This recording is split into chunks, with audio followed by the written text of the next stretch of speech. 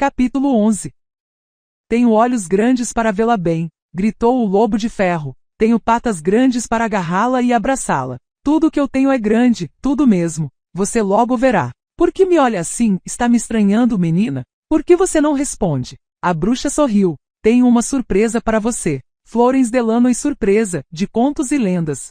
As noviças estavam diante da arquissacerdotisa, imóveis, eretas como cordas, tensas, levemente pálidas. Estavam prontas para enfrentar o caminho, preparadas nos mínimos detalhes. Usavam um uniforme masculino de cor cinza, um casaco de pele de carneiro que não prejudicava os movimentos e confortáveis sapatos élficos. Seus cabelos tinham um corte prático e fácil de manter limpo e em ordem nos acampamentos e durante as marchas, para que eles não atrapalhassem durante o trabalho. Levavam pequenas trouxas que continham apenas a alimentação para a viagem e o equipamento necessário. O resto seria providenciado pelo exército. O exército no qual se alistaram. O rosto de ambas as meninas parecia calmo, mas era apenas aparência. Tris Merigold viu que as mãos e os lábios das duas tremiam de leve. O vento sacudiu os ramos nus das árvores no parque do templo e carregou as folhas secas para o pátio. O céu estava azul escuro. A nevasca estava por vir. Dava para sentir. Nenek interrompeu o silêncio.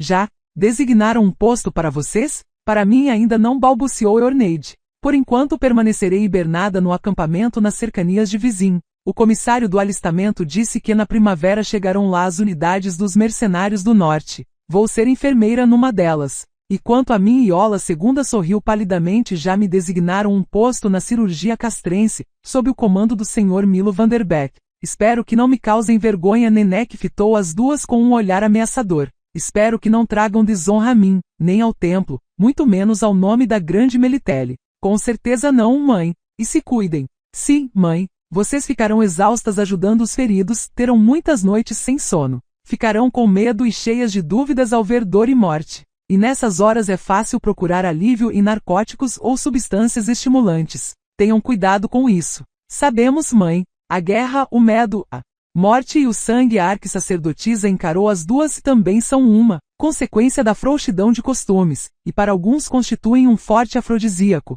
Ainda são pirralhas, portanto não sabem ainda, e não tem como saber, que efeito eles terão sobre vocês. Por favor, tenham cuidado com isso também. E se acontecer algo, tomem substâncias anticonceptivas. Mesmo assim, se alguma de vocês tiver problemas, mantenha-se longe de curandeiros suspeitos e benzedeiras locais. Procurem um templo, e de preferência uma feiticeira. Sabemos, mãe. É tudo. Agora vocês podem se aproximar para receber a bênção. Colocou as mãos na cabeça delas, abraçou-as, beijou-as uma por uma. Eorneide fungava. Iola II simplesmente caiu aos prantos. E Nenek, embora seus olhos estivessem mais lacrimosos que de costume, riu. Sem fazer cena, e disse com raiva e severidade para manter as aparências. Vão a uma guerra comum. Os que vão, voltam. Peguem suas coisas e sigam o caminho. Passem bem. Passe bem, mãe. Andavam com passos firmes até o portão do templo, sem olhar para trás. A arquissacerdotisa Nenek,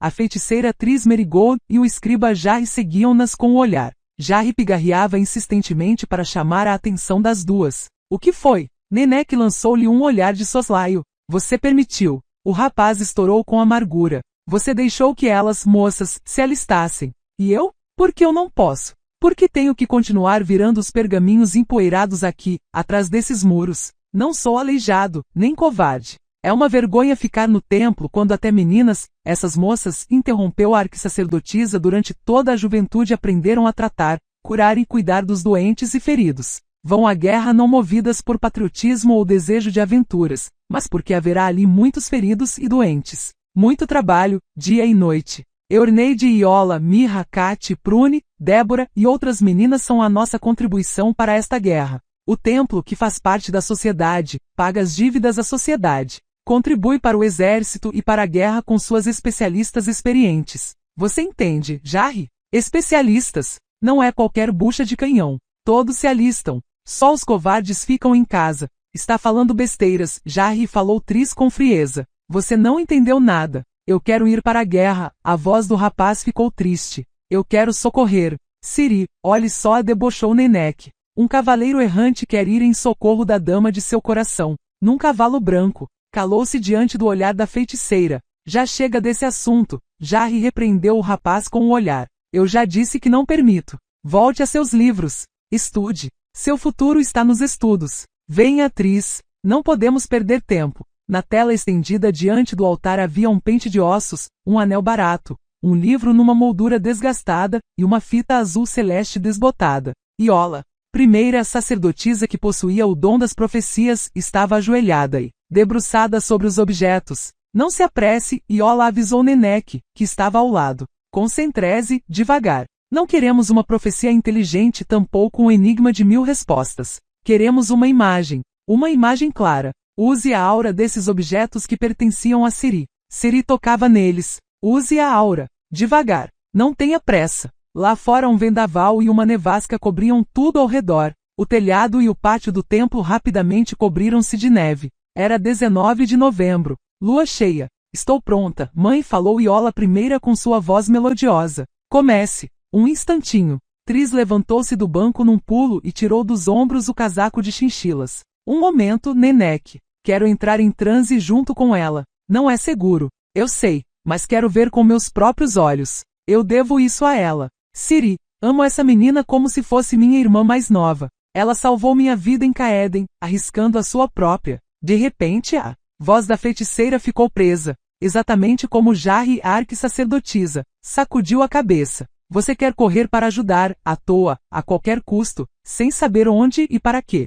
Mas Jarry é um rapaz ingênuo, e você, pelo que parece, é uma feiticeira adulta e madura. Deveria saber que entrar em transe não ajudará Siri em nada, e poderá prejudicar a si mesma. Eu quero entrar em transe junto com Iola, repetiu Tris e mordeu os lábios. Permita, Nenek. De qualquer forma, qual seria o risco? Um ataque de epilepsia? Mesmo que isso aconteça, você conseguirá me ajudar. Você se arrisca, falou Nenek devagar, a ver algo que não deveria. Um monte, Tris pensou apavorada. O Monte Soden, em que morri uma vez. Em que fui enterrada e onde meu nome foi gravado num obelisco de sepultura. O monte e o túmulo que um dia chamarão por mim. Eu sei, isso já me foi pressagiado. Eu já tomei a decisão, disse com frieza e soberba, antes de levantar-se e com as duas mãos jogar seu lindo cabelo para trás. Comecemos. Nenek ajoelhou-se e apoiou a testa sobre as mãos justapostas. Comecemos, disse em voz baixa. Prepare-se, Iola. Ajoelhe-se junto de mim, Tris. Segure a mão de Iola. Era noite. Lá fora ouviam-se gemidos produzidos pelo vendaval. Nevava. No sul, atrás dos montes Amel, em Metina, numa terra chamada Sem Lagos, num lugar distante da cidade de Elander e do templo de Melitele por 500 milhas de voo de gralha, um pesadelo despertou o velho pescador Gosta, de madrugada. Acordado, Gosta não conseguia, por mais que tentasse, lembrar do sonho, mas uma estranha ansiedade não o deixava cair no sono. Qualquer pescador que conhece seu ofício sabe que a perca tem que ser pescada no primeiro gelo. Nesse ano, o inverno, embora tivesse chegado surpreendentemente cedo, zombava de todos, e era caprichoso como uma moça bonita e bem-sucedida nos jogos amorosos com os rapazes. No início de novembro, logo após Salvine, a primeira geada e a nevasca causaram uma surpresa perniciosa, como um salteador que emerge do nada, de uma emboscada. Ninguém esperava a neve ou frio, já que ainda havia muito trabalho a ser feito. Por volta de meados de novembro formou-se uma finíssima camada de gelo que já parecia sustentar o peso de uma pessoa, e então o caprichoso inverno retirou-se repentinamente e voltou o outono, caiu uma chuvarada, e a camada de gelo foi diluída pela chuva, e estraçalhada, empurrada para as margens e desmanchada pelo vento cálido que soprava do sul. Que diabos, os camponeses estranhavam. Será que chegará o inverno? Passaram-se 3 dias e o inverno voltou. Dessa vez sem neve nem nevascas, mas fazia um frio de rachar. Numa única noite os beirais dos telhados foram tomados por agudos dentes de estalactites de gelo e faltou pouco para os patos serem tomados de surpresa e congelarem nos pântanos. E os lagos de Miltrashta suspiraram e gelaram. Gosta esperou mais um dia, só para ter certeza, e tirou do sótão uma caixa portátil com alça, na qual guardava seus acessórios de pesca. Encheu bem as botas com palha, vestiu o casaco de pele de carneiro, pegou um cinzel, um saco e dirigiu-se ao lago. Era notório. A perca tinha que ser pescada no primeiro gelo. O gelo era forte. Cedia e estalava um pouco sob os pés, mas era firme. Gosta chegou ao baixio, abriu um buraco no gelo com o cinzel, sentou-se em cima da caixa, soltou a linha feita de crina de cavalo presa a uma curta vara de lárice, amarrou um peixe de estanho no anzol e mergulhou-o na água. A primeira perca, de meio côvado, mordeu a isca antes que a corda caísse e se esticasse. Não se passou nem uma hora, e, ao redor do buraco no gelo, se amontoavam mais de 50 peixes verdes listrados com barbatanas vermelho sangue. Gosta pescara mais percas do que precisava, mas a euforia o impedia de parar. Ora, podia distribuir os peixes entre os vizinhos. Ouviu um relincho prolongado. Levantou a cabeça, que estava voltada para o buraco no gelo. Na beira do rio havia um lindo cavalo negro que expelia vapor pelas narinas.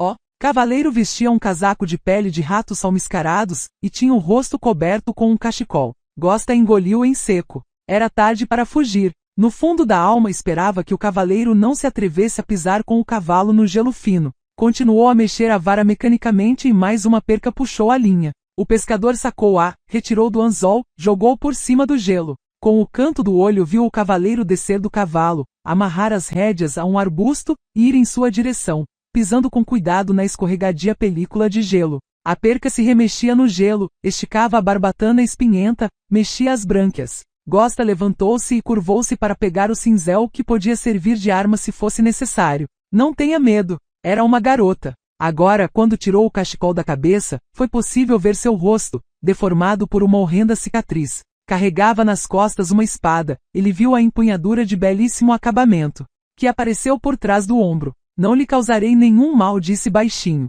Quero apenas perguntar pelo caminho. Até parece, Gosta pensou. Pode crer. Agora no inverno. No frio, quem é que anda ou viaja agora? Só os bandidos. Ou alguém fugindo. Esta terra é Miltrashta? É, balbuciou sem tirar os olhos do buraco no gelo da água negra. Miltrashta. Mas nós o chamamos de Sem Lagos. E o lago Tarmira? Você conhece? Todos conhecem. Olhou para a moça, assustado. Embora nós aqui o chamemos de Sem Fundo. É um lago encantado. Um fundo sem fim. As náiades vivem lá, afogam os humanos. E demônios vivem nas ruínas antigas, encantadas. Viu os olhos verdes dela brilharem. Há ruínas lá? Talvez uma torre? Nada de torres, não aguentou e bufou. Só um monte de pedras, pedra em cima de pedra, com o mato crescendo por cima. Uma pilha de ruínas. A perca parou de saltar, mexia apenas as barbatanas por entre seus coloridos companheiros listrados. A garota observava pensativa. A morte no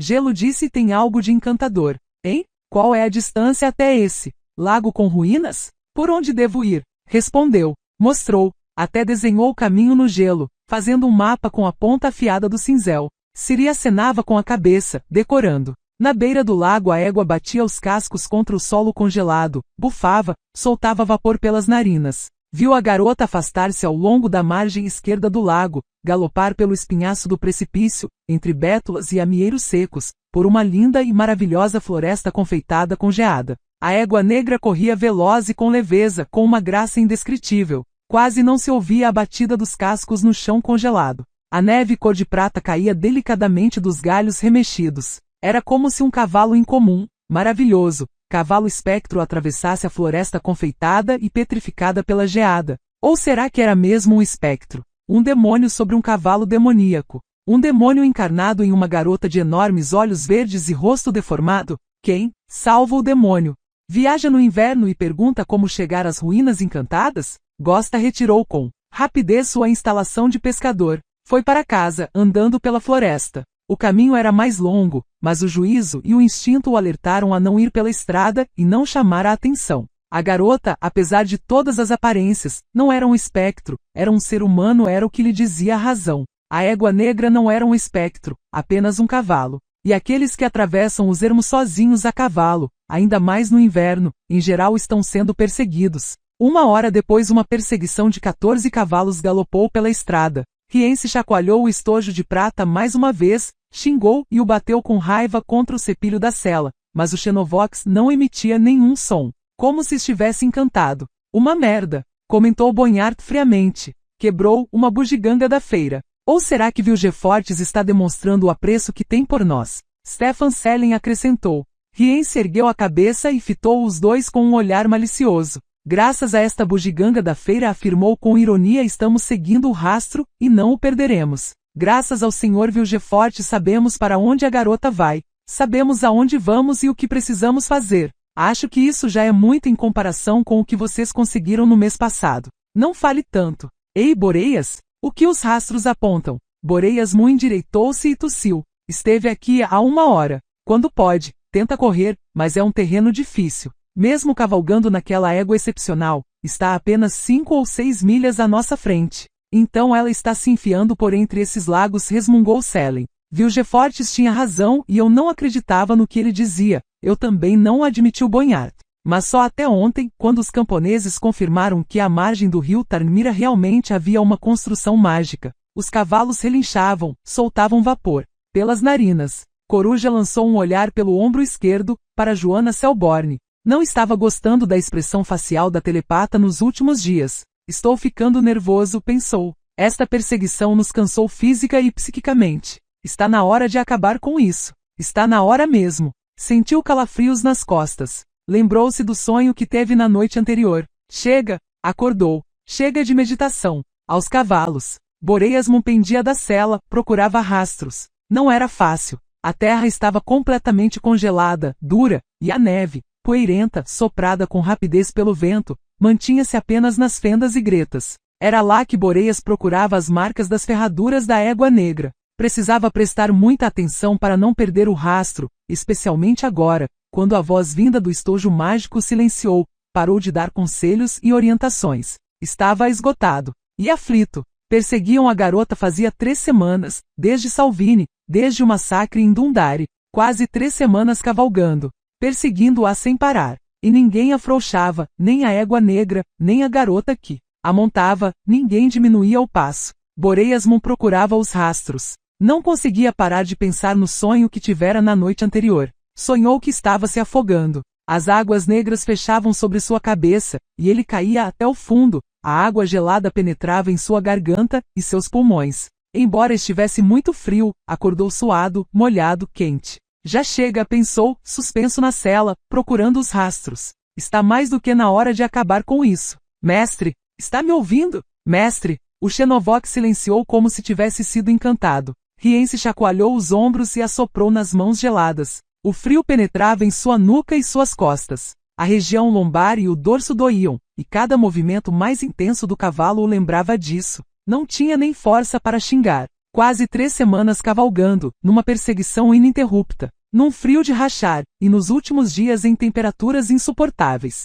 E Vilgefortz silenciara. Nós também permanecíamos calados e olhávamos um para o outro com ar desconfiado. Riense esfregou as mãos e colocou as luvas. Selene olha para mim com um olhar estranho, pensou. Será que está tramando algo? Naquele dia o acordo que fez com Vilgefortz pareceu rápido e fácil demais. E essa unidade, esses bandidos, são fiéis a ele, cumprem suas ordens. Quando pegarmos a garota, estará disposto a matá-la ou sequestrá-la para entregá-la a esses seus conjurados e implantar suas ideias malucas sobre a democracia e o governo cívico. Ou será que Selene já desistiu de participar do complô? Sendo um conformista e oportunista nato, talvez já esteja pensando em entregar a garota ao imperador Enlir? Coruja e todo esse seu bando. Essa Quena Selborne. Olham para mim de um jeito estranho. E Bonhart? Bonhart é um sádico imprevisível. Quando fala de Ciri, sua voz treme de raiva. Se depender de sua vontade, estará disposto a surrar ou sequestrar a garota rendida para que ela lute nas arenas.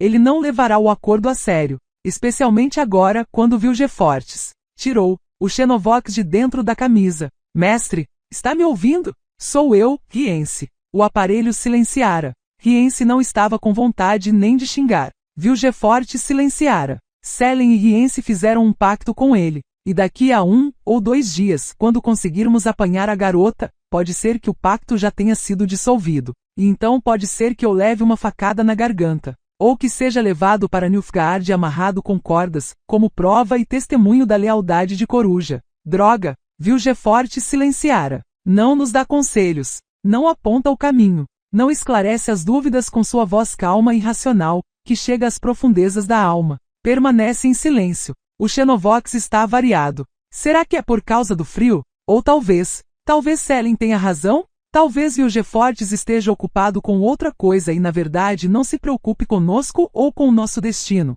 Diabos, não pensei que fosse assim. Se tivesse suspeitado que seria assim, não teria me empolgado tanto com esta tarefa. Mataria o bruxo, cumpriria a tarefa de Sirihu. Droga! Eu estou passando frio e Sirihu deve estar se aquecendo em algum lugar quentinho. E, para piorar as coisas, fui eu mesmo que insisti em ser encarregado de pegar Siri, e Sirihu de apanhar o bruxo. Fui eu mesmo que pedi. Foi no início de setembro que Yennefer caiu em nossas mãos. O mundo, que um segundo antes parecia uma negritude irreal, macia, pegajosa e lamacenta, de súbito ganhou contornos e superfícies duros. Clareou e virou real e Yennefer abriu os olhos, o corpo sacudia com calafrios convulsivos. Estava deitada sobre pedras, entre cadáveres e tábuas cobertas de piche, presa sob os destroços do equipamento do Drakkar Alkyone. Via pernas em volta, pernas com botas pesadas. Uma dessas botas acabara de chutá-la, numa tentativa de acordá-la. Levante-se, bruxa! Mais um chute, e uma dor que chegava até a raiz dos fios de cabelo. Viu? Um rosto debruçado sobre ela. Levante-se, eu disse. Em pé. Você me reconhece? Piscou os olhos. Reconheceu. Era o sujeito que ela queimara uma vez quando fugia dela por um teleportal. Riense. Vamos nos vingar, anunciou. Vamos nos vingar por tudo, puta. Vou lhe ensinar o que é dor. Com estes dedos e estas mãos, vou lhe ensinar o que é dor. Ficou tensa, apertou e soltou as mãos, pronta para jogar um feitiço. E imediatamente encolheu-se, engasgou, tossiu e começou a tremer. Riense soltou uma gargalhada. Não vai dar certo, não é? Ouviu. Você não tem nem um pouquinho de força. Não chega nem aos pés de Vilgefortes no ofício de feitiçaria. Ele sugou tudo de você, sorveu até a última gota, como o soro de um queijo. Você não conseguirá nem. Não terminou. Yennefer sacou o punhal da bainha presa do lado de dentro da coxa, saltou feito gato e cortou o ar. Não acertou. O gume passou ligeiramente pelo alvo, rasgou o tecido da calça. Riense saltou para trás e caiu. Foi atingida imediatamente por uma chuvarada de golpes e chutes. Uivou quando uma bota pesada esmagou sua mão, obrigando-a a soltar o punhal. Mais um chute, executado por outra bota, atingiu-a no ventre. A feiticeira encolheu-se tossindo. Levantaram-na do chão, puxando seus braços para trás. Viu um punho que se aproximava dela, e de repente, o mundo brilhou intensamente e sentiu a dor explodir em seu rosto. A dor desceu sucessivamente para a barriga e a virilha, transformou os joelhos numa gelatina mole. Ficou suspensa nos braços que a seguravam. Alguém puxou seu cabelo para trás, levantando sua cabeça. Levou mais um soco na órbita ocular, e outra vez tudo desapareceu e dissipou-se num brilho ofuscante. Não desmaiou. Sentia os golpes. Batiam com força, com crueldade, como se bate num homem, com golpes que devem não apenas doer, mas abater, tirar toda a energia e resistência da vítima. Batiam nela, trêmula, agarrada firmemente por muitas mãos. Queria desmaiar, mas não conseguia. Sentia tudo. Chega ouviu subitamente de longe, atrás da cortina de dor. Você enlouqueceu, Riense? Vocês querem matá-la? Eu preciso dela viva. Eu lhe prometi, mestre, resmungou um vulto trêmulo diante dela, que aos poucos ganhava a fisionomia e as feições de Riense. Eu lhe prometi que iria me vingar. Com estas mãos, não me interessa o que você prometeu a ela. Repito, preciso dela viva e com a capacidade de articular. Não é fácil tirar a vida, e riu o sujeito que segurava seu cabelo de um gato e de uma bruxa. Não tente dar uma de sábio, Sirihu. Já disse, chega de bater nela. Levantem-na. Como você está, Yennefer? A feiticeira cuspiu sangue e levantou a cara inchada. A princípio não o reconheceu. Usava algo que parecia uma máscara que cobria todo o lado esquerdo de sua cabeça. Mesmo assim, sabia quem era. Vá para o inferno, Vilgefortes balbuciou, e com cuidado tocou com a língua nos dentes da frente e nos lábios machucados.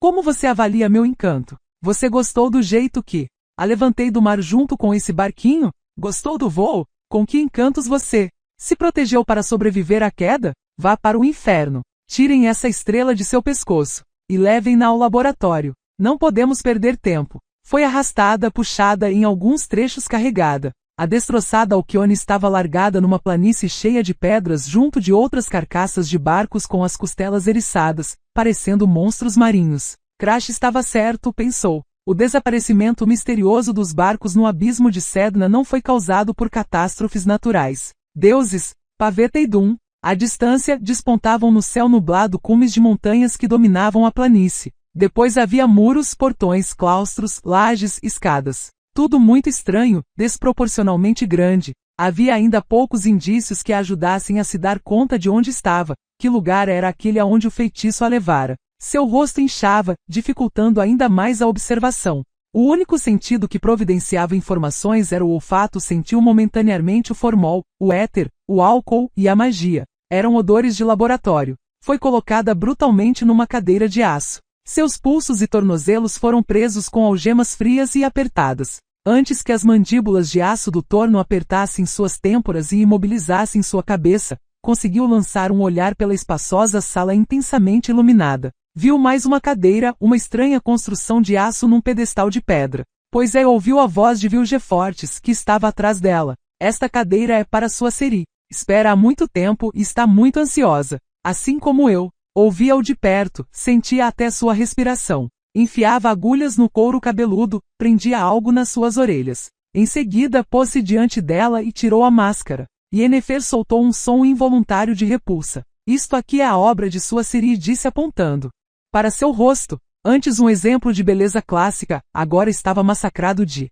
tal forma que se tornara repugnante, atravessado por fivelas de ouro e prendedores que seguravam um cristal multifacetado na órbita ocular esquerda. Tentei segurá-la quando entrava no teleportal da Torre da Gaivota, explicou o feiticeiro calmamente. Quis salvar sua vida, estava certo de que o teleportal iria matá-la. Ingênuo. Passou ligeiramente com uma força tão grande que o teleportal estourou, explodiu direto em meu rosto. Perdi um olho e a bochecha esquerda, bastante pele na cara, no pescoço e no peito. É muito triste, muito dolorido, e torna a vida bem complicada. Além de ser desagradável, não acha? Você deveria ter me visto quando comecei a regenerá-lo de forma mágica. Se eu acreditasse nessas coisas, retomou, enfiando um tubo de cobre envergado, pensaria que se tratava da vingança post-mortem de Lydia Van Bredevoort. Estou conseguindo regenerar meu rosto, embora seja um processo lento, demorado e difícil. Há dificuldades, especialmente com a regeneração da cavidade ocular. O cristal que uso na órbita cumpre excepcionalmente seu papel, a visão é tridimensional. Mesmo assim, é um corpo estranho, e a falta de um olho natural às vezes me deixa furioso. Nessas horas, tomado por uma raiva irracional, juro a mim mesmo que, quando pegar Ciri, logo em seguida mandarei Rience tirar um de seus enormes olhos verdes. Com os dedos. Com estes dedos, como ele costuma dizer. Você não fala nada, Yennefer, e sabe que estou com vontade de tirar seu olho também? Ou os dois olhos? Enfiava grossas agulhas nas veias do dorso da mão. Às vezes não acertava e furava as mãos até os ossos. Yennefer cerrava os dentes. Você me atrapalhou. Fez que eu me desligasse de meu trabalho. Submeteu-me ao perigo, enfiando-se com esse barco no abismo de Sedna, sob meu aspirador. O eco provocado por nosso curto duelo foi forte e espalhou-se por uma grande distância. Pode ter chegado a ouvidos curiosos e não autorizados. Mas não.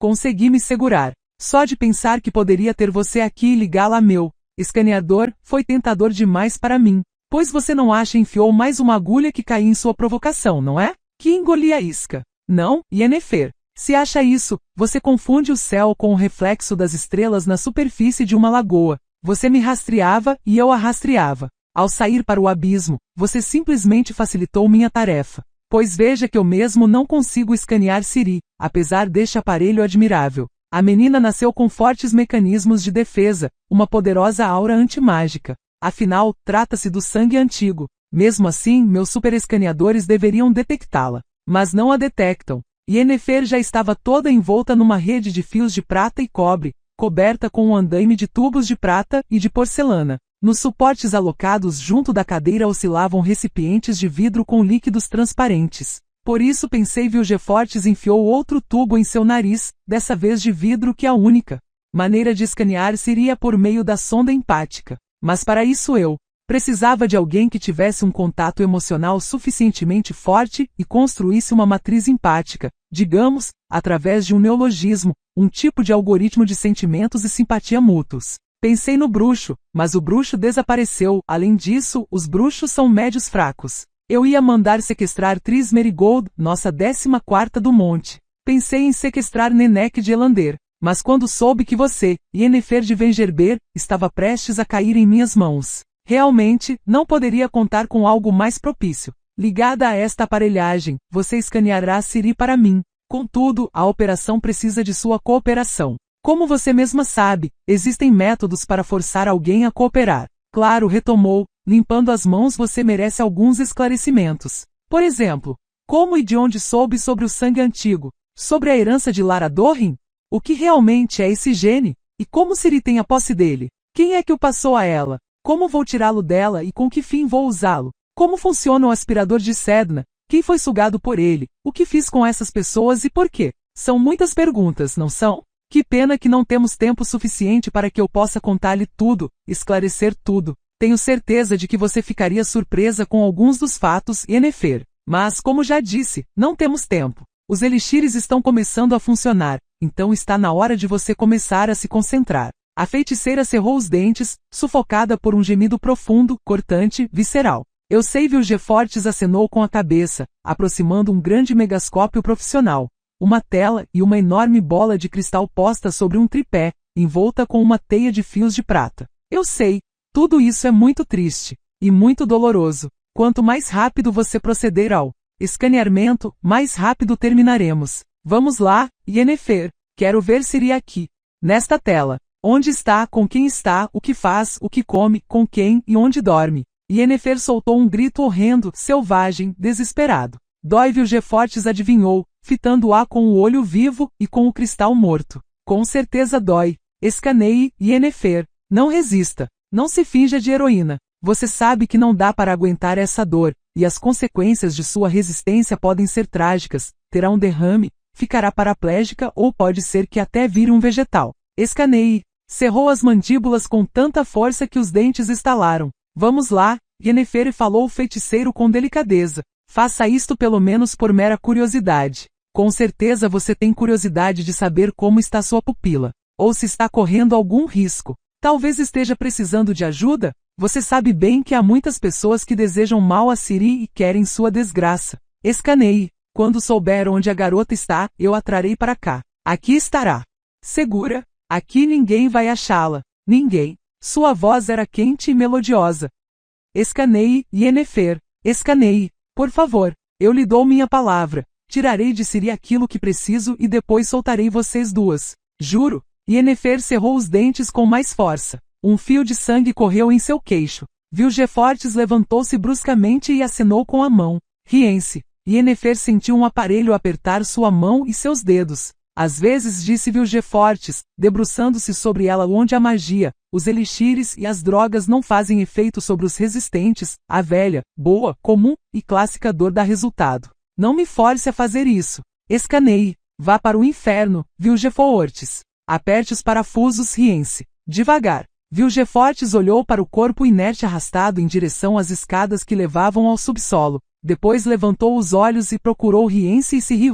Sempre existe o risco de vocês caírem nas mãos de meus inimigos e de serem interrogados, disse. Queria acreditar que nessas circunstâncias vocês demonstrariam força do corpo e espírito como ela. Sim, queria acreditar nisso, mas não acredito. Rience e Ciri ficaram calados. Vilgefortz ligou de novo o megascópio e projetou a imagem gerada pelo enorme cristal. É só isso o que ela escaneou, disse, apontando. Eu queria Cirila, ela me entregou o bruxo. Interessante. Não deixou que chegasse a matriz empática da garota, mas não conseguiu resistir em relação a Geralt. Não suspeitava que nutrisse qualquer tipo de sentimento por ele. Mas, por enquanto, vamos nos contentar com o que temos. O bruxo, Caira Epsialash, o trovador Jaskier e uma mulher? Quem é que se responsabilizará pela tarefa da solução final do bruxo? Ciri se apresentara como voluntário, lembrou-se Rience, e levantou-se nos estribos para aliviar, pelo menos um pouco, as nádegas doloridas de tanto ficar na cela. Ciri responsabilizara-se por matar o bruxo. Conhecia as redondezas em que Yennefer escaneara geral e sua companhia, tinha conhecidos ou até parentes lá. Eu fui mandado por Vilgefortz para negociar com Vatierdi, Ridiaux e depois para seguir Selen e Bonhart. E eu, burro, naquela época estava feliz, achando que recebera uma tarefa muito mais fácil e agradável, e que a cumpriria rápida e facilmente e de forma agradável. Se os camponeses não mentiram, Stefan Selen levantou-se nos estribos, então esse lago deve estar atrás desse monte, no vale. O rastro leva a esse lugar, confirmou Boreas Moon. Então por que estamos parados? Rience esfregou a orelha congelada. Finquem as esporas e vamos. Calma, Bonhart segurou-o, é melhor nos separarmos. Cerquemos o vale. Não sabemos qual foi a margem do lago que ela escolheu para se deslocar. Se optarmos pela direção errada, pode ser que o lago nos separe dela. Verdade, concordou Boreas. Os lagos estão congelados. O gelo pode ser frágil demais para os cavalos. Bonhart tem razão, precisamos nos separar. Selin deu as ordens num instante. O grupo liderado por Bonhart, Rience e Ola Archein, que contava no total com 7 cavalos, galopou pela margem direita, desaparecendo rapidamente na Floresta Negra. Tudo bem, ordenou Coruja. Vamos, Silifa. Logo se deu conta de que algo estava errado. Virou o cavalo, açoitou-o com o azorrague e esbarrou em Joanna Selborne. Kenna recuou seu corcel e seu rosto estava imóvel feito pedra. Isso não vai dar certo, senhor legista, disse em voz rouca. Nem tente. Não seguiremos com vocês. Nós recuaremos. Estamos fartos. Nós? Vociferou Dacre Silifa. Quem nós? O que é isso, uma rebelião? Selin inclinou-se na cela e cuspiu no chão congelado. Andrés Vierne e tio Echad, o elfo de cabelo claro, posicionaram-se atrás dela. Senhora Selborne, falou Coruja com ironia, lentamente. Não importa se a senhora vai jogar no lixo uma carreira brilhante e se desfazer de sua chance. O problema é que a senhora será entregue ao carrasco,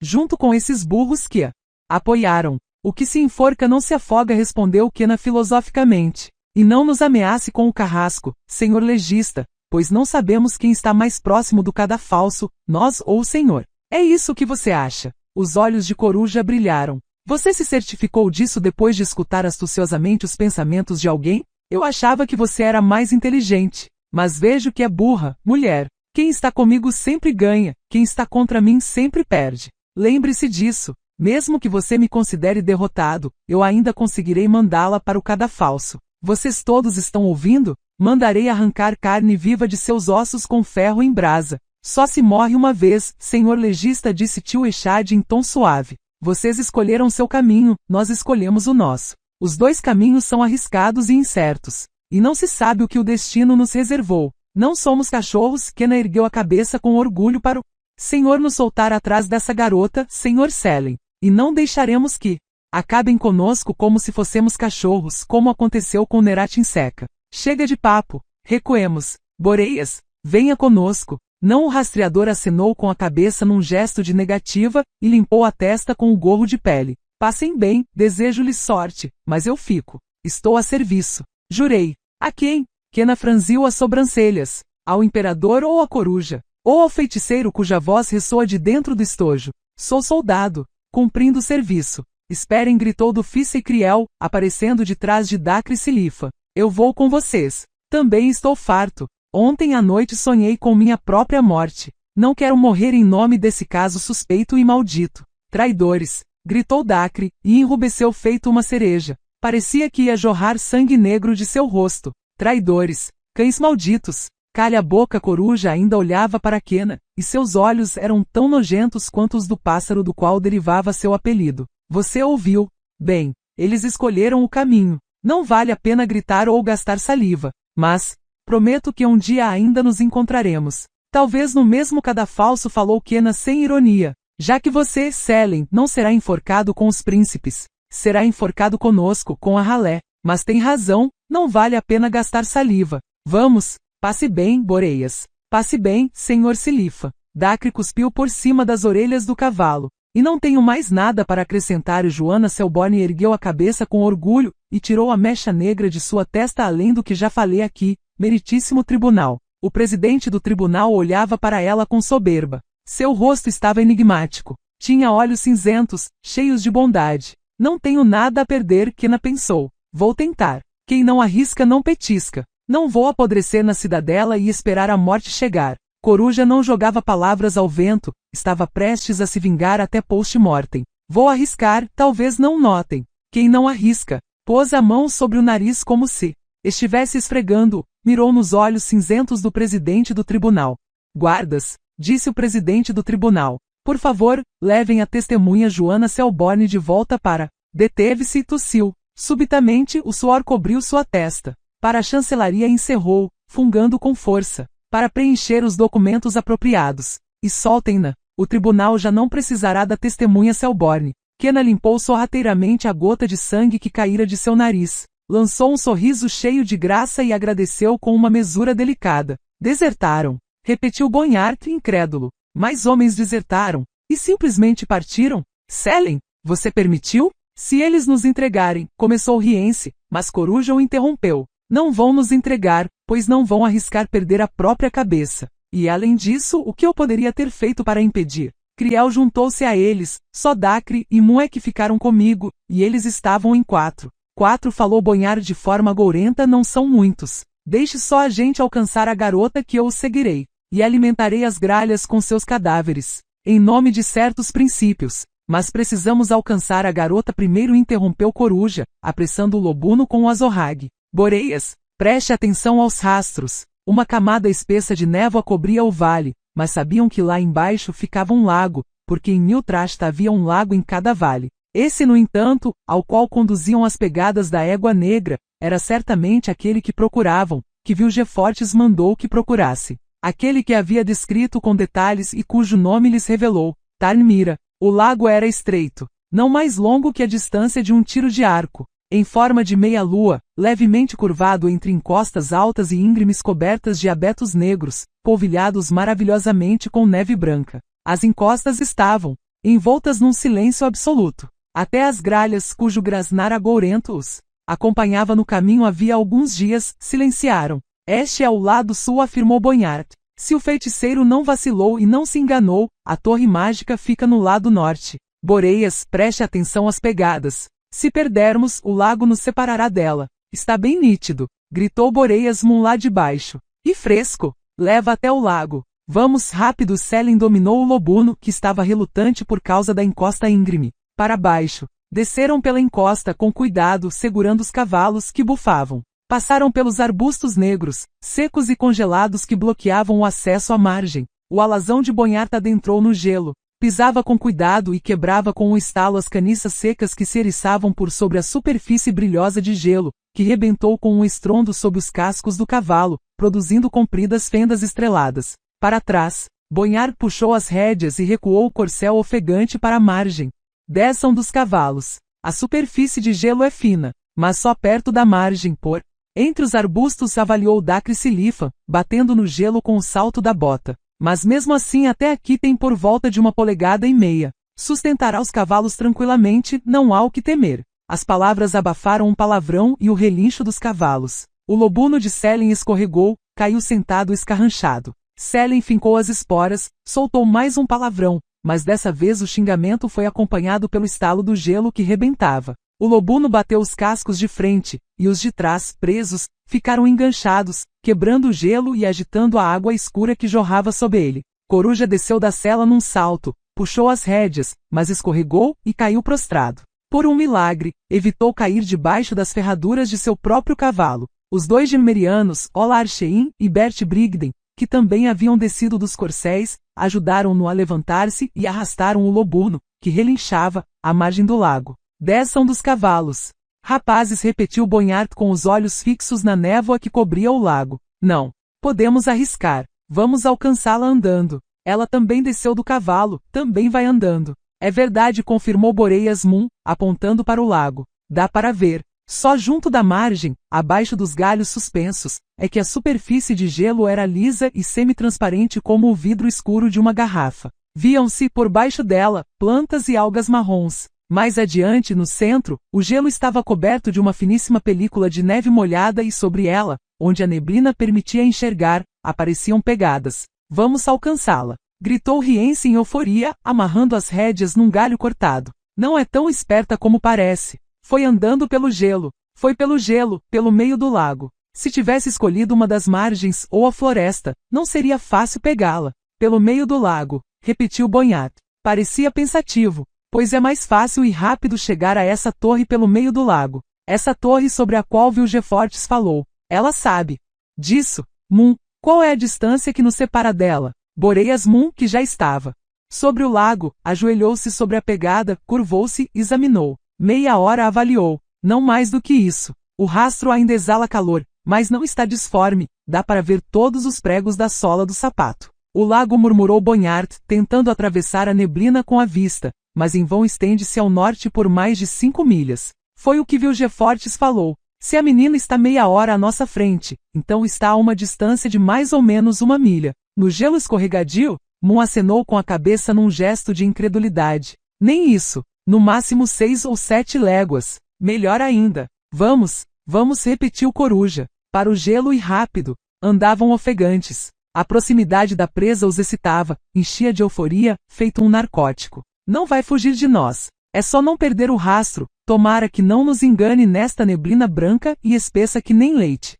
Droga, não dá para enxergar nada a uma distância maior que 20 passos. Andem mais rápido, rosnou Riense. Depressa. Vamos seguir os rastros, já que ainda há neve no gelo. Os rastros estão frescos. Boreias-Moon balbuciou de repente, parou e curvou-se. Fresquinhos. Dá para ver todos os pregos na sola. Está bem perto mesmo. Por que não a vemos? E por que não a ouvimos? Refletiu Ola Archein. Os passos que damos no gelo fazem muito barulho, as pisadas na neve emitem um ruído. Por que não a ouvimos, então? Porque vocês não calam as bocas, cortou Riense bruscamente. Vamos mais rápido. Boreias-Moon tirou o gorro e limpou com ele a testa suada. Ela está ali, por entre a neblina, e disse em voz baixa. Em algum lugar ali na neblina. Mas não sabemos onde. Não sabemos de onde ela vai atacar. Como lá, em Dundari, na noite de Salvini. Começou a desembainhar a espada com a mão trêmula. Coruja saltou até.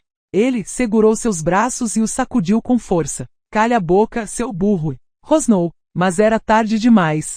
Os outros também ficaram apavorados. Também tiraram as espadas e involuntariamente posicionaram-se de tal maneira que cada um tinha um companheiro atrás de si. Ela não é um demônio. Rosnou Riense em voz alta. Nem feiticeira. E nós estamos em 10. Em Dundari havia apenas 4 e todos estavam bêbados. Afastem-se, falou Bonhart repentinamente para a esquerda e a direita, formem uma linha. E sigam andando alinhados. Mas de um jeito que não percam os outros de vista. Você também? Riense franziu o senho. Você também ficou impressionado, Bonhart? Eu achava que você era menos supersticioso. O caçador de recompensas o mirou com um olhar mais gélido que o próprio gelo. Afastem-se e mantenham o alinhamento, repetiu, ignorando o feiticeiro. Mantenham as distâncias. Eu vou voltar para pegar o cavalo. O quê? Novamente Bonhart não fez questão de responder a Riense. Riense soltou um palavrão, mas Coruja pôs a mão em seu ombro. Deixe-o ir, rosnou. Nós não podemos perder tempo. Todos alinhados. Bert e Stigvard, para a esquerda. Ola para a direita, para que, Selen. O gelo pode desabar com mais facilidade se estivermos amontoados, resmungou Boreias-Moon. Além disso, se seguirmos alinhados, a possibilidade de a garota escapar pelos lados será menor. Pelos lados? Bufou Riense. Como? Dá para ver que as pegadas seguem diante de nós. Ela segue retíssimo. Se tentasse virar para os lados, os rastros indicariam. Chega de papo, interrompeu Coruja, olhando para trás, por entre a neblina na qual desapareceu Bonhart. Adiante. Seguiram andando. Está esquentando o ar, Boreias-Moon. A camada superior do gelo está começando a derreter. Vai se encher de água. A neblina está ficando mais espessa. Ainda dá para ver os rastros, afirmou Dacre Silifa. Mas parece que ela está andando mais devagar. Está perdendo forças. Como nós, Riense arrancou o gorro da cabeça e abanou-se com ele. Silêncio. Silifan parou de repente. Vocês ouviram? Oh, que foi aquilo? Eu não ouvi nada. Eu ouvi sim, como se fosse um ranger, um trincar no gelo, mas não veio de lá. Boreias-Moon apontou para a neblina, onde os rastros desapareciam, como se fosse da esquerda, de lado. Também ouvi, confirmou Coruja, olhando em volta com inquietação. Mas agora silenciou. Droga, não estou gostando disso. Não estou gostando disso. As pegadas. Repetiu Riense enfatizando, entediado. Ainda vemos as pegadas. Vocês estão cegos? Ela segue reto. Se virasse, até por pouquíssimo, conseguiríamos notar. Vamos mais rápido. Daqui a um instante a pegaremos. Garanto que daqui a um momento veremos. Não terminou a frase. Boreias-Moon suspirou e bufou. Coruja xingou. As pegadas desapareceram a 10 passos diante deles, justo no limite onde começava a neblina espessa. Nada de rastro. Droga! O que houve? Ela voou ou o quê? Não. Boreias-Moon acenou com a cabeça num gesto de negação.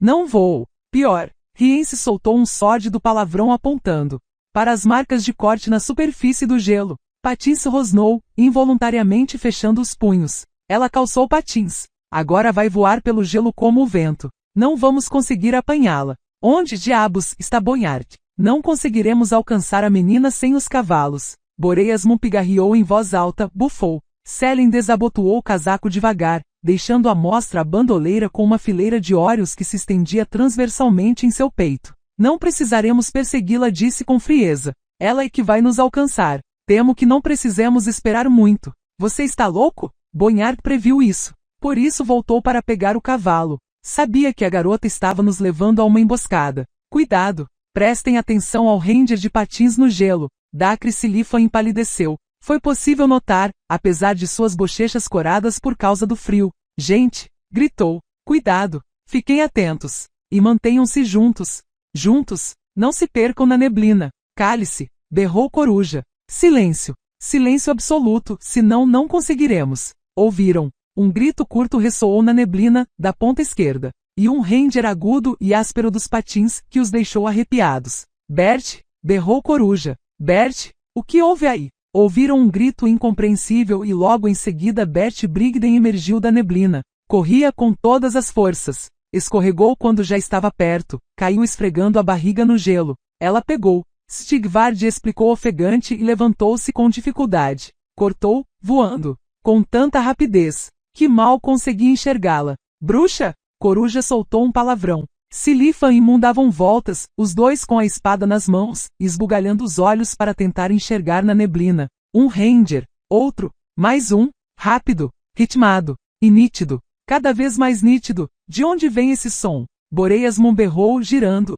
lançando no ar a ponta da espada que segurava com as duas mãos. De onde vem esse som? Silêncio! Gritou Coruja com o Orion na mão erguida. Parece que foi da direita. Sim, da direita. Vem da direita. Cuidado! O gemeriano posicionado na ala direita xingou, virou e correu sem rumo para dentro da neblina, chapinhando na camada de gelo derretida. Não correu para longe, nem conseguiu se afastar muito, quando ouviram o ranger áspero dos patins e perceberam um vulto agitado, embaçado, e o reluzir de uma espada. O gemeriano gemeu. Viram-no cair, o sangue jorrar vigorosamente no gelo. O ferido foi tomado por convulsões, encolhia-se, gritava, uivava. Depois silenciou e ficou imóvel. Mas, enquanto gritava, abafou o ranger dos patins que se aproximavam. Não esperavam que a garota voltasse tão rápido. Meteu-se com ímpeto por entre eles, bem no meio. Ao passar, cortou Olar Shein na parte inferior do corpo, abaixo do joelho, fazendo que se dobrasse feito um canivete.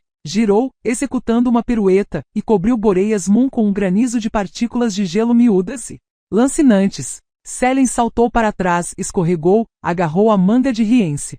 Desabaram os dois. Os patins rangeram junto deles, as partículas frias de gelo mordiscaram seus semblantes. Um dos gemerianos berrava, e seu grito transformou-se num som selvagem. Coruja sabia o que acontecera. Já ouvira muita gente com a garganta cortada. Olar Shein gritava, esfregando-se no gelo. Um ranger, outro, mais um. Silêncio. Senhor Stefan, balbuciou Dacre Silifa. Senhor Stefan, só o Senhor pode nos salvar. Socorro. Não deixe que morramos, me deixou manco, filha da puta. Berrava Olar Shein. Ajudem-me, porra. Ajudem-me a me levantar. Bonhart. Selen soltou um grito na neblina. Bonhart. Socorro. Onde você está, seu filho da puta? Bonhart. Ela está nos cercando, disse Boreas Moon ofegante, enquanto girava e ficava à escuta. Ela dá voltas na neblina. Não sabemos por onde ela atacará. É a morte. Essa garota é a morte. Morreremos aqui. Ela nos chacinará como em Dundari na noite. De Salvini, fiquem juntos, e gemeu Selen. Juntem-se, pois ela caça os homens soltos. Quando vocês a virem chegando, não entrem em pânico. Joguem espadas, sacos, cintos a seus pés. Qualquer coisa para... Não terminou. Dessa vez nem ouviram o ranger dos patins. Dacre Silifa e Rience sobreviveram, pois caíram, estendidos no gelo. Boreas Moon conseguiu saltar para trás, escorregou, desabou, derrubou Bert Brigden. Quando Ciri passava ao lado, Selen lançou a mão e jogou um Orion. Acertou, mas a pessoa errada. Olar Shein, que acabara de se levantar, desabou sobre o gelo ensanguentado, tomado por convulsões. Seus olhos bem abertos pareciam focar-se na estrela de aço presa na base do nariz. O último dos gemerianos jogou a espada e foi dominado por soluços entrecortados. Selen saltou até ele e executou um poderoso golpe, acertando na cara. Não se entregue! Berrou. Não se entregue, homem! É apenas uma garota. Apenas uma garota. Como em Dundari, na noite de Salvini, disse Boreas Moon em voz baixa.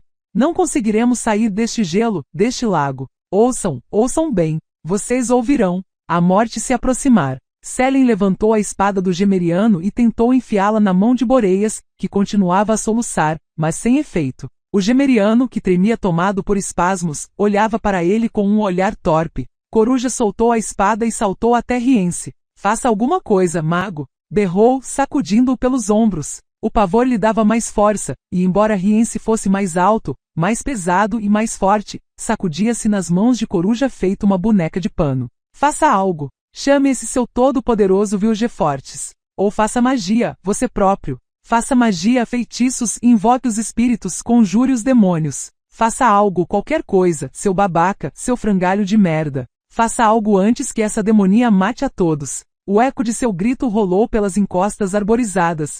Antes que sumisse, ouviu-se um ranger de patins. O gemeriano, que ainda soluçava, caiu de joelhos e cobriu o rosto com as duas mãos.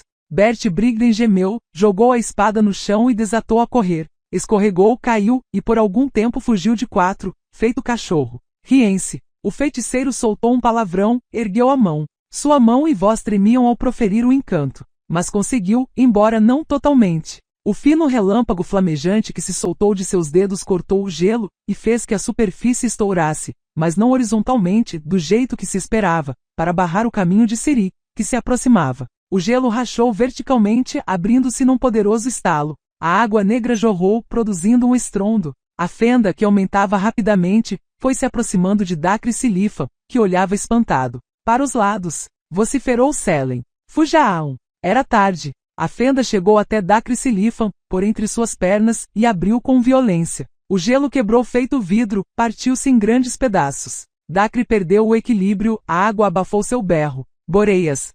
Moon caiu para dentro do buraco, o gemeriano de joelhos também desapareceu, afogado na água, e o cadáver de Olarchin sumiu. Rience mergulhou no negro abismo em seguida e logo depois Selen, que no último momento conseguiu segurar-se na beira do gelo, e a garota correu desenfreadamente, voou sobre a fenda, pousou de um jeito que o gelo derretido chapinhou para todos os lados, e foi atrás de Brigden, que fugia. Pouco tempo depois, um grito horripilante chegou aos ouvidos de Coruja, que pendia na beira da superfície de gelo. Ela o alcançou. Senhor, gemeu Boreias Moon, que não se sabe como conseguiu sair da água e subir no gelo. Me dê sua mão, senhor legista. Selen empalideceu e começou a tremer terrivelmente após sair da água. Silifan tentava sair, mas a beira do gelo desabou sob ele. Mergulhou de novo, desaparecendo na água. Mas logo em seguida emergiu, engasgando e cuspindo, e num esforço sobre-humano conseguiu subir em cima do gelo. Arrastou-se e caiu. Estava esgotado. Junto dele, crescia uma poça d'água. Boreias gemeu e fechou os olhos. Selen tremia. Socorro! Moon! Socorro! Rience pendia na beirada do gelo, imerso até as axilas. Seus cabelos molhados e lisos estavam colados à cabeça. Seus dentes rangiam feito castanholas, emitindo um som que lembrava a abertura demoníaca de uma infernal dança macabre. Os patins trincaram. Boreias não se mexeu. Esperava. Selen tremia. Vinha devagar. O sangue pingava de sua espada, fazia um rastro gotejante no gelo. Boreias engoliu em seco. Embora ensopado com a água gélida, de repente sentiu um enorme calor. Mas a garota não olhava para ele. Olhava para Rience, que tentava, em vão, subir em cima do gelo. Ajude-me! Rience conseguiu combater o Ranger dos dentes. Socorro! Ciri freou, girando nos patins com uma graça de bailarina. Estava com as pernas levemente escarranchadas, segurava a espada com as duas mãos, bem baixo, horizontalmente, na altura das coxas. Socorro! Ganiu Rience, encravando os dedos dormentes no gelo. Socorra-me! E eu lhe direi, onde está Yennefer? Juro! A moça tirou lentamente o cachecol que cobria seu rosto, e sorriu. Boreias Moon viu a horrenda cicatriz e abafou, com dificuldade, um grito de susto. Rience disse Ciri, ainda sorridente. Você ia me ensinar o que é a dor. Lembra? Com essas mãos e com esses dedos. Esses aí, que você usa para segurar o gelo? Rience respondeu, mas Boreias não entendeu o que disse, pois os dentes do feiticeiro rangiam e batiam tanto que não permitiam nenhuma articulação. Ciri virou-se nos patins e ergueu a mão com a espada. Boreias apertou os dentes, certo de que ela golpearia Rience, mas a garota só pegava impulso para seguir patinando. Para grande espanto do rastreador, partiu às pressas, lançando os braços com força para ganhar velocidade. Desapareceu na neblina. O som ritmado dos patins silenciou após um momento. Moon, tirrere-me, daqui, Rience falou com a boca trêmula e o queixo enganchado na beira do gelo. Jogou os 2 braços sobre o gelo, tentou encravar as unhas, mas todas já haviam caído. Esticou os dedos numa tentativa de enganchar as mãos e os pulsos no gelo. Boreasmu olhava para ele e tinha certeza, uma certeza assustadora. Ouviram os patins no último instante. A moça vinha com uma velocidade incrível, era quase impossível de captar com um olhar. Vinha pelo canto, juntinho da beira. Rience soltou um grito, engasgou com a água espessa, e desapareceu. Havia sangue no gelo, no rastro perfeito traçado pelos patins. E havia dedos, 8 dedos. Boreasmu vomitou sobre o gelo. Bonhat galopava pela borda da escarpa que se erguia sobre o lago, corria feito louco, sem atentar para o cavalo que podia quebrar as patas nas gretas cobertas de neve. Os galhos de abetos cobertos de geada arranhavam seu rosto, açoitavam seus braços, enchiam seu colarinho de neve pulverizada. Não via o lago, pois todo o vale, feito um caldeirão fervente de bruxas, estava encoberto de neblina. Mas Bonhat sabia que a garota estava lá. Pressentia. Sob o gelo, em águas bem profundas, um cardume de percas listradas seguia com um olhar curioso um estojo de prata que caíra do bolso de um cadáver que flutuava na água, e agora afundava, emitindo um brilho fantástico. Antes que o estojo pousasse no fundo do lago, levantando uma nuvem de lodo, as percas mais atrevidas tentavam cutucar o objeto com o bico, mas repentinamente dissiparam-se, apavoradas. O estojo emitia vibrações estranhas e alarmantes. Rience, você está me ouvindo? O que houve com vocês? Por que não atendem há 2 dias? Faça um relatório. E a garota? Não podem permitir que entre na torre. Está ouvindo? Não podem permitir que entre na torre da andorinha. Rience. Responda, diabos. Rience. Naturalmente Rience não podia responder. A escarpa chegou ao fim, a margem se tornou plana. Cheguei ao fim do lago, Bonhat pensou. Aqui acaba o lago. Cerquei a garota. Onde ela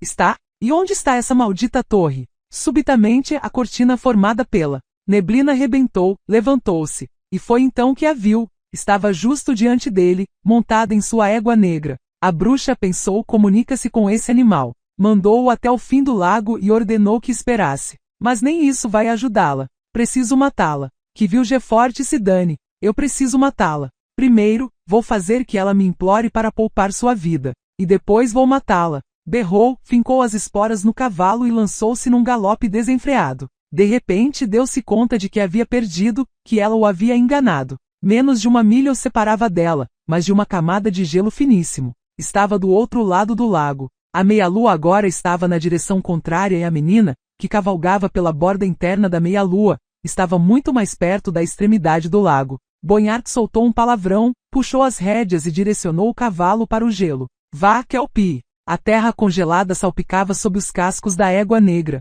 Seri recostou-se no pescoço do cavalo. Ficou apavorada quando viu que Bonhata perseguia. Tinha medo desse homem. Só de pensar que precisaria confrontá-lo numa luta sentia um punho invisível apertando seu estômago. Não podia lutar contra ele. Ainda não. A torre. Só a torre é que podia salvá-la. E o portal. Da mesma forma que em Tanned, quando o feiticeiro Vilgefortz estava por perto, estendendo a mão para pegá-la. A única salvação é a torre da andorinha. A neblina dissipou-se. Ciri puxava as rédeas e repentinamente sentiu um horrível calor envolver todo o seu corpo. Não conseguia acreditar no que via, no que estava diante dela. Bonhart também viu e gritou em triunfo. Nos confins do lago não havia torre. Não havia nem ruínas de uma torre. Simplesmente não havia nada. Apenas um montículo que mal se via, era quase imperceptível. Uma pilha de pedras cobertas por mato seco e congelado. Eis sua torre. Berrou. Eis sua torre mágica.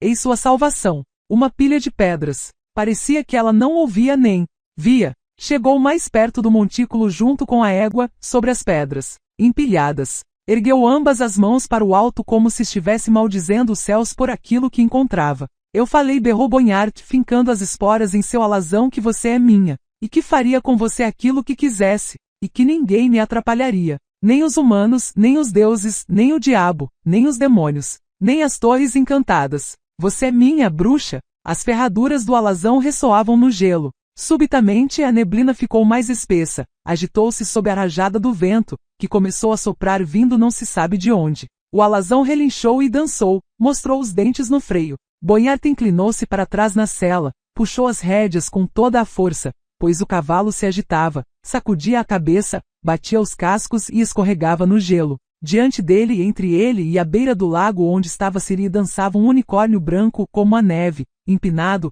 posicionado como nos escudos das armas. Esse tipo de truque não funciona comigo, berrou o caçador, domando o cavalo. Não adianta me assustar com feitiços. Vou pegá-la, Ciri. Desta vez vou matá-la, bruxa. Você é minha. A neblina ficou ainda mais espessa, agitou-se, tomando formas estranhas. As silhuetas tornavam-se cada vez mais nítidas. Eram cavaleiros, horrendas silhuetas de cavaleiros demoníacos. Bonhata regalou os olhos. Esqueletos de cavaleiros montados em carcaças de cavalos. Usavam armaduras e cotas de malhas enferrujadas, capas esfarrapadas, elmos amassados e corroídos, adornados com chifres de búfalos e restos de penachos de avestruzes e pavões. Os olhos dos demônios emitiam um brilho pálido sob os elmos. Os estandartes rasgados farfalhavam ao vento. Na vanguarda da cavalgada demoníaca galopava um cavaleiro armado com uma coroa no elmo, e um peitoral que batia contra a couraça enferrujada. Saia daqui, retumbou na cabeça de Bonhart. Saia daqui, ser mortal. Ela não é sua, é nossa. Saia daqui. Não se podia negar que Bonhart era corajoso. Não se assustou com os espectros. Dominou o pavor, não se descontrolou. Mas seu cavalo era menos resistente. O garanhão alazão empinou-se, dançou nas patas traseiras feito bailarino, soltou um relincho selvagem, deu um coice e saltou. O gelo rebentou num estouro horripilante sob o impacto das ferraduras, os pedaços de gelo levantaram-se verticalmente, a água jorrou. O cavalo soltou um guincho, bateu contra o gelo com as patas dianteiras, esmagou-o. Bonhart arrancou os pés dos estribos, saltou. Mas era tarde. A água fechou-se sobre sua cabeça. Ouviu um estrondo e um zumbido. Seus pulmões estavam prestes a arrebentar. Teve sorte. Seus pés, que se remexiam na água, depararam com algo, provavelmente com o cavalo que estava afogando. Conseguiu se apoiar no cavalo, tomou impulso e emergiu com ímpeto, cuspindo e arfando. Agarrou-se à beira da abertura no gelo. Sem entrar em pânico, tirou a faca, enfiou-a no gelo. Apoiando-se nela, conseguiu sair. Ficou deitado, ofegante, a água escorrendo numa enxurrada. O lago, o gelo, as encostas nevadas, a floresta de abetos polvilhada de branco. De repente, tudo foi envolto por uma claridade artificial, mórbida. Bonhart conseguiu erguer-se e ficar de joelhos, embora com grande dificuldade. No horizonte, o céu azul escuro fulgurou com uma coroa de claridade que ofuscava, uma cúpula reluzente da qual emergiram, repentinamente, espirais e pilares flamejantes. Estouraram colunas e redemoinhos de luz que dançavam. Na abóbada celeste pendiam faixas e tapeçarias luminosas, agitadas, que mudavam de forma com rapidez. Bonhart gemeu. Parecia que um garrote estava preso na garganta. No lugar onde alguns minutos antes havia um montículo e uma pilha de pedras, agora erguia-se uma torre. Era majestosa, pontuda e fina, negra, lisa, brilhosa, como se tivesse sido esculpida em um pedaço único de basalto. Chamas fulguravam nas poucas janelas, e nas ameias dentudas do cume flamejava a aurora boreal. Viu a garota virada para ele, montada no cavalo. Viu seus olhos reluzentes e a bochecha mutilada pela horrenda cicatriz. Viu a menina apressar a égua negra, entrar na escuridão, sob o arco de pedra do portal. Viu-a desaparecer. A aurora boreal explodiu, lançando ofuscantes redemoinhos de fogo. Quando Bonhart voltou a enxergar, a torre não estava mais lá. Havia um montículo nevado, uma pilha de pedras, mato seco e preto. Ajoelhado sobre o gelo, numa poça formada pela água que escorria de seu corpo, o caçador de recompensa soltou um grito selvagem, horripilante. Ajoelhado, erguendo as mãos para o céu, gritava, uivava, amaldiçoava e xingava as pessoas, os deuses e os demônios. O eco dos gritos seguia pelas encostas cobertas de abetos, carregado pela camada de gelo petrificado na superfície do lago Tarnmira. O interior da torre logo lhe lembrou Caer Molen, o mesmo longo corredor atrás da arcada, o mesmo abismo, interminável ladeado por colunas e esculturas. Era incompreensível como esse abismo cabia dentro do obelisco fino da torre. Contudo, sabia que não valia a pena analisar, já que se tratava de uma torre que apareceu no meio do nada, num lugar onde não estava antes. Nessa torre poderia haver de tudo e não havia por que se surpreender. Virou-se e olhou para trás. Não acreditava que Bonhart se atreveria a entrar atrás dela, nem que tivesse tido tempo, mas preferiu certificar-se. A arcada pela qual entrara fulgurava com um brilho muito forte. Quando Kelpie bateu os cascos na laje, algo rangeu sob as ferraduras. Eram ossos, caveiras, tíbias, fêmures, costelas, bacias. Passava por um gigantesco ossuário. Cair Molin pensou, recordando. Os mortos deveriam ser enterrados. Tanto tempo se passou. Naquela época ainda acreditava em algo assim. Na majestade da morte, no respeito para com os mortos. E a morte é nada mais do que a morte.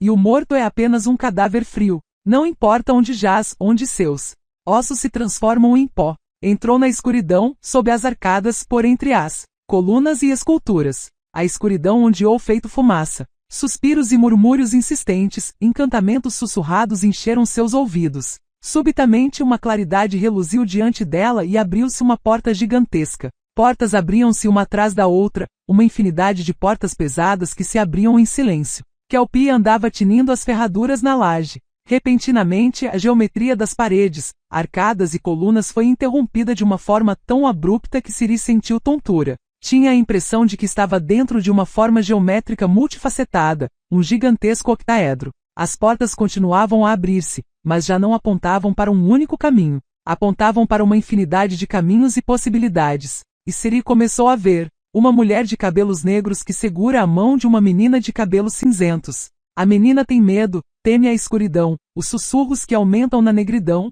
fica apavorada com o som agudo das ferraduras. A mulher de cabelos negros com uma estrela de brilhantes no pescoço também tem medo, mas não deixa transparecer. Continua andando junto com a menina, rumo a seu destino. Kelpie continua caminhando. Outra porta. Iola II e Orneide vestidas de casacos de pele de carneiro, com trouxas, andam pela estrada nevada e congelada. O céu está azul escuro. Outra porta. Iola I está ajoelhada diante do altar. A mãe Nenek está junto dela. Ambas estão olhando, e uma expressão de espanto surge em seus semblantes franzidos. O que estão vendo? O passado ou o futuro? A verdade ou a irrealidade? Mãos sobre as duas Nenek e Iola. Mãos de uma mulher de olhos dourados, estendidas numa bênção. No colar da mulher há um brilhante que reluz como a estrela de alva. No ombro da mulher, um gato. E um falcão sobre sua cabeça. Outra porta.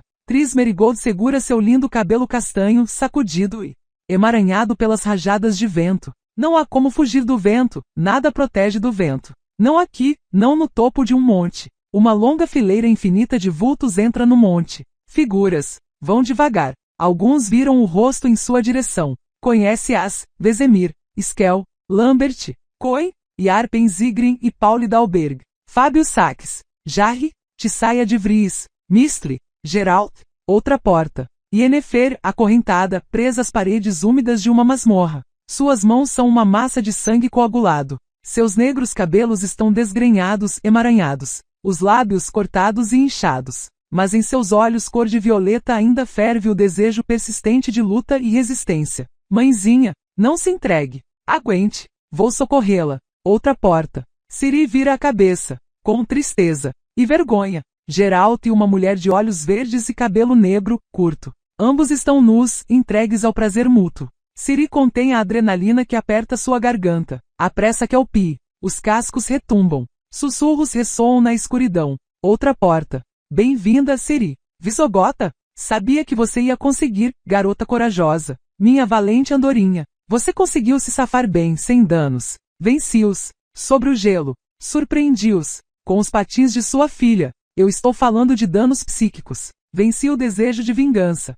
Não matei todos. Não matei Coruja. Embora tenha sido ele quem me mutilou. Eu me controlei. Sabia que venceria Zirael. E que conseguiria entrar na torre. Eu li sobre isso, pois isso já estava escrito. Tudo já estava escrito. Você sabe o que os estudos ensinam? A habilidade de usar as fontes. Como é possível que estejamos conversando? Visogota você? Sim, Ciri. Morri. Mas não importa. O que importa é o que eu descobri. Já sei o que aconteceu com os dias perdidos, o que aconteceu no deserto de Korat, como você conseguiu desaparecer na perseguição, assim como consegui entrar aqui, nesta torre. O sangue antigo que corre em suas veias dá-lhe o poder sobre o tempo, e sobre o espaço, sobre as dimensões e as esferas. Ciri, você é agora a Senhora dos Mundos. Você tem uma força poderosa em suas mãos. Não deixe que ninguém atire de você nem que assassinos ou canalhas a usem para seus próprios fins. Não vou deixar. Adeus, Ciri. Adeus, Andorinha. Adeus, Corvo Velho. Outra porta. Claridade, uma claridade ofuscante. E um perfume intenso de flores. O lago estava encoberto por uma neblina leve como penugem, rapidamente dissipada pelo vento. A superfície da água estava lisa como um espelho. Flores alvejavam nos verdes tapetes das folhas lisas de ninfeia. As margens estavam cheias de verdor e flores. Fazia calor. Era primavera. Ciri não estranhava nada. Como podia estranhar? Pois agora tudo era possível. Lá era novembro, havia gelo, neve, torrão, uma pilha de pedras num montículo em que se eriçava mato seco. E aqui a fina torre de basalto com ameias dentudas no cume refletia-se na água verde salpicada com os alvos nenúfares. Aqui era maio, pois, a rosa canina e o azereiro brotavam em maio. Alguém nas cercanias tocava a flauta de Pan ou um pífaro. Ressoava uma música alegre, vivaz. Na beira do lago havia 2 cavalos brancos como a neve. Eles bebiam com as patas dianteiras imersas na água. Kelpie bufou e bateu os cascos contra a rocha. Nesse instante os cavalos ergueram as cabeças e relincharam, e das narinas escorria a água. Ciri suspirou em voz alta. Não eram cavalos. Eram unicórnios. Ciri não estranhou. Suspirava de admiração, e não de surpresa. A melodia era cada vez mais nítida, vinha do azereiro repleto de flores brancas. Kelpie dirigiu-se para lá sozinha, sem necessidade de ser guiada. Ciri engoliu a saliva.